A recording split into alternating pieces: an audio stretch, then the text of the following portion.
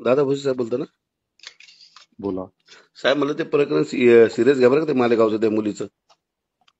हो हो काय विषय झाला माहिती का?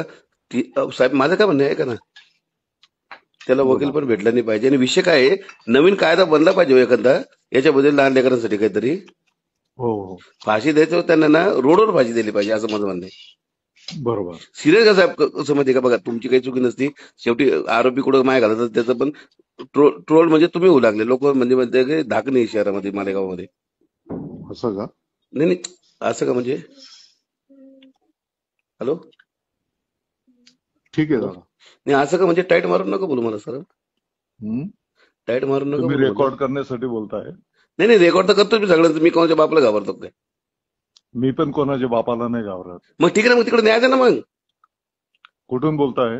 संभाजीनगरून बोलतो मी. टाईट नका मारू, ऐका ना, तुमचं काम आहे. जरा नीट बोला. नाही तर नीट हॅलो, बोला. नाही तर काय उपडणार तुम्ही?